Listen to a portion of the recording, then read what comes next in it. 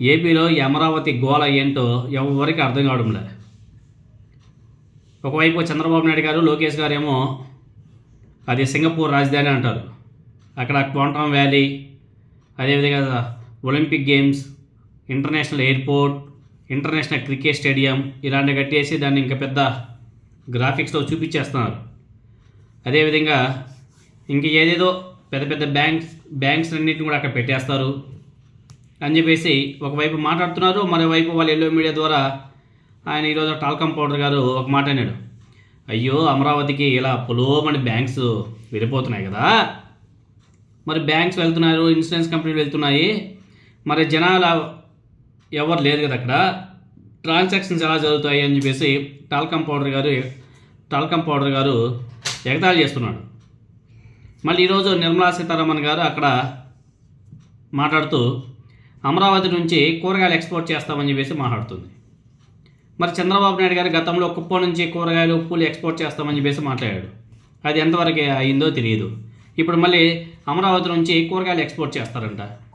AP Radhakrishna మళ్ళీ పెద్ద headlines పెట్టి మరీ రాసి యూట్యూబ్లో హల్చల్ చేస్తున్నాడు. వీళ్ళేమో క్వాంటమ్ వ్యాలీ అంటారు, మరోవైపు ఏమో కూరగాయలు ఎక్స్పోర్ట్ చేస్తామంటారు. ఎందుకే అమరావతి ఏంటిది అనేది కొంచెం క్లారిటీగా చెప్తే ప్రజలు కూడా ఒక అవగాహనకు వస్తారు. అదేవిధంగా చంద్రబాబు నాయుడు గారు ఫస్ట్ టర్మ్లో అంటే రాష్ట్ర విభజన జరిగిన తర్వాత తొలిసారి సీఎం అయినప్పుడు రాజధాని అమరావతి విషయంలో రంగుల ప్రపంచం చూపించాడు. ఎప్పుడు ఆయన సింగపూర్ రేంజ్ నుంచి తగ్గేవారే కాదు అన్నాడు. ఒక సింగపూర్ మాత్రమే కాదు, ఇస్తాంబుల్, దాంతోపాటు ఎన్నో దేశాలు ప్రముఖ నగరాల పేర్లు ప్రచారంలో పెట్టాడు. అలాంటి రాజధాని ఆంధ్రప్రదేశ్లో కట్టనున్నట్లు చెబుతూ దేవతల రాజధాని అనేసి చెబుతూ వచ్చేవాళ్ళు.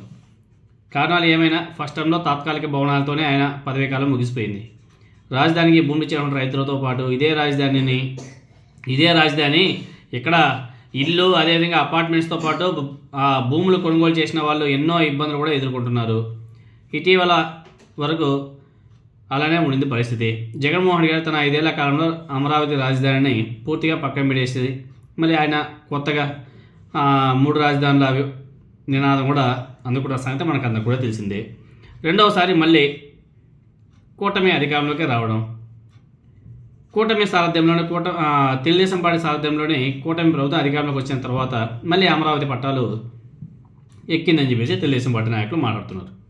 కేంద్రంతో పాటు ఇతర ఆర్థిక సంస్థలు ఇచ్చేటువంటి అప్పులతోనే ఇప్పటివరకు వేల కోట్ల రూపాయల పనులకు టెండర్లు పిలిచారు.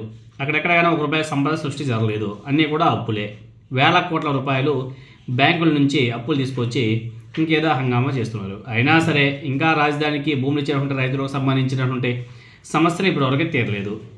ఆ రైతులకు సంబంధించి పరిష్కరించాల్సినటువంటి అంశాలన్నీ కూడా ఇంకా ఎన్నో పెండింగ్లో ఉన్నాయి.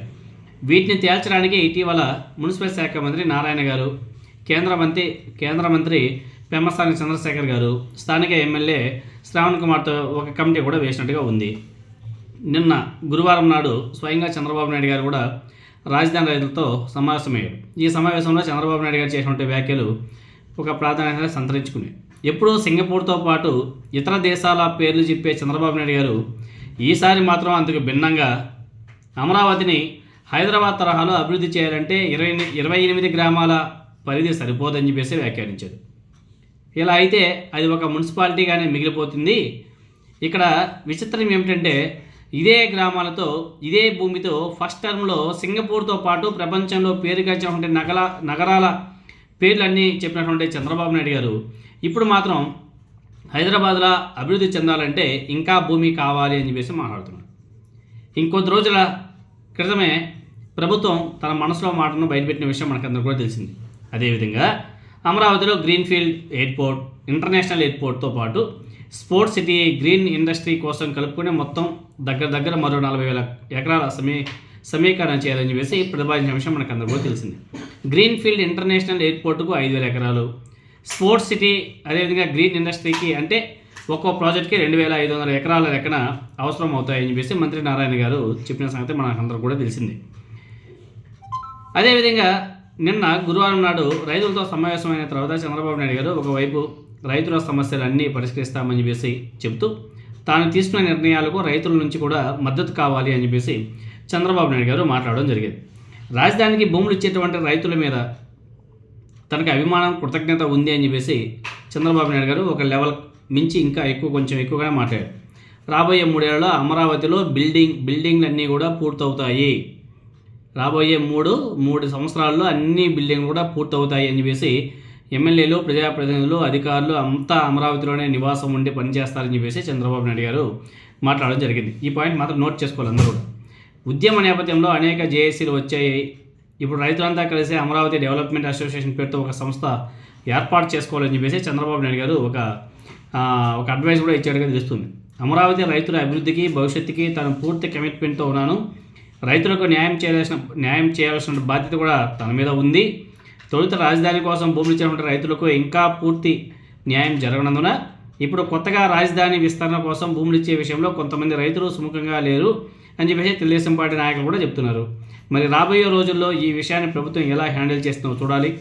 అమరావతి హైదరాబాద్ అవుతుందా, సింగపూర్ అవుతుందా, జపాన్ అవుతుందా, జర్మనీ అవుతుందా, లేకపోతే ఒక కుప్పం అవుతుందా, లేకపోతే ఒక మున్సిపాలిటీ అవుతుందా అనేది వేచి చూడాలి.